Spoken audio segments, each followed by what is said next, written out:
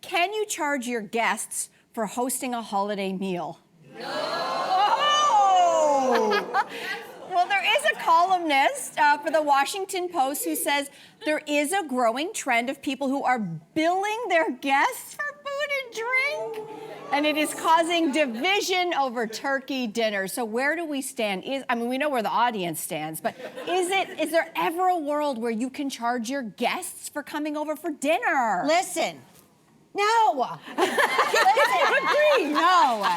You can't. You can't. I'm sorry. You cannot have guests entering your home. Can I take your coat? Can you drop the $50 in the bowl for me, please? How did you like the yams, Auntie Catherine? I'm gonna need you to e-transfer me $120. Yeah. How does it happen? For me, it's a hard no. It just feels like if you want to host, that's a part of it. But I don't think people that are on sort of dealing with financially difficult times need to not host. But I think maybe potluck is the move. Fair. You bring, not cash. There's no cash. Okay, but wait a minute. Okay, so in this case, they were only going to charge people $10 to come in. I think that makes it worse. To come in. That's a really good deal. To come in? To get your dinner, I presume there might be wine. $10. That's not $120. I feel like if you're strapped for cash, I'm thinking for myself, like when I was a student, there are a lot of people who have precarious employment right now. Isn't the whole point of the holidays to bring people together? Isn't that the very spirit of Christmas, to actually bring people together? I agree. Don't go with her.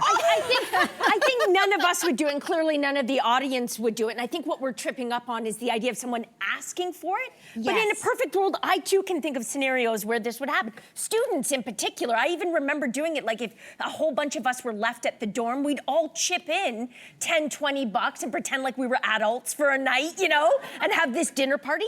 And my dream is like a family that was so close that doing this wouldn't be considered a faux pas. A family where members would consider, like, raise your hand if you've hosted a big dinner. Yeah. It's hundreds and hundreds of dollars. It's so expensive. So in a perfect world, I think family members would offer it up, and there would be no questions asked. Like, here, I'm just giving this to you. Yeah, I have to say, I'm horrified by this. Like, Yes. I'm horrified by this. Listen, if you cannot afford to host dinner, then don't host the dinner. Wait, I don't know what else to say. That is Don't so do it. sad. Actually think But about there's alternatives. your family in particular, Yes. because I know that every year you talk about your mom hosting, like, I would say there's 100 people there. at least. 75. Okay, so who are It would be more than $1,000. Yes. That's a lot of money. But we have, over the years, found a way to get around it. Because Okay. obviously, it used to be all the moms, like we're a matriarchal family, and all the moms would do the cooking and all of that. We have changed over the years. Okay, so what what I is would that? say is, you're not going to be charging people money. We've started to go heavily onto potluck. Okay, but wait a minute. Okay. Can you pause on potluck for Yes. a second? Because Yeah. potluck is not all created equal. If you got the salad, it doesn't cost the same as the person Excellent bringing. point, Cynthia I went Loyst. out. I'll just Excellent say. point. This That's why past you need a week- spreadsheet. Okay, you need a spreadsheet. We have spreadsheets. Yeah.